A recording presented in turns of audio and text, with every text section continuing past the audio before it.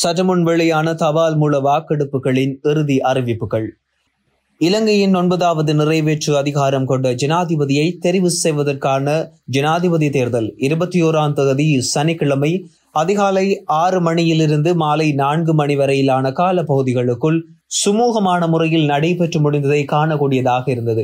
ஏற்கனவே நடந்து முடிந்திருந்த தபால் மூல வாக்கெடுப்புகள் தொடர்பான இறுதி அறிவிப்புகள் தற்போது எமது கையில் கிடைக்கப்பட்டிருக்கின்றது.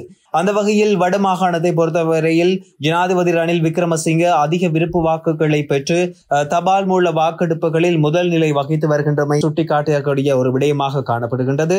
அதே நேரத்தில் நாடு முழுவதிலும் பார்க்கின்ற போது தபால் மூல வாக்கெடுப்புகளின் இறுதி முடிவாக ஜனாதிபதி யார் என்பதற்கான ஒரு ஊகம் மக்கள் மத்தியில் கிடைக்கப்பட்டிருக்கலாம் என்பதை எதிர்பார்த்து கூறக்கூடியதாக இருக்கின்றது. குறிப்பாக அனுரகுமார திசாநாயக்க அனைத்து தேர்தல் தொகுதிகளிலும் முன்னிலை வகித்து வருகின்றமை குறிப்பிடத்தக்க ஒரு விடயமாக காணப்படுகின்றது.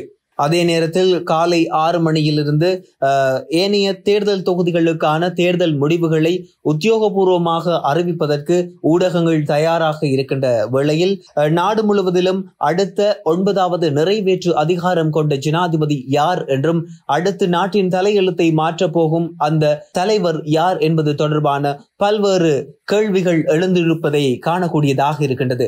மக்களின் இறுதி முடிவுகளை நாட்டின் அடுத்த எதிர்காலத்தை தீர்மானிக்க போவதாக குறித்த ஜனாதிபதி தேர்தல் அமைந்திருப்பதை காணக்கூடியதாக இருக்கின்றது. வேறு எப்போதும் இல்லாத வகையில் குறித்த ஜனாதிபதி தேர்தல் ஆனது மிக முக்கியமான ஒரு தேர்தலாக மக்கள் மத்தியில் பார்க்கப்படுகின்றது. மக்கள் சரியான முடிவுகளை எடுக்கக்கூடிய தருணமாகவும் குறித்த தேர்தல் காணப்படுகின்றமை சுட்டிக்காட்டத்தக்க ஒரு விடயமாக காணப்படுகின்றது. அதே நேரத்தில் தற்போது இலங்கையில் 23ஆம் தேதி வரையில் ஊரடங்கு சட்டத்தினை இலங்கை அரசாங்கம் முன்னெடுத்து வருகின்றது. ஊரடங்கு சட்டத்தை தற்போது அறிவித்திருக்கின்றது.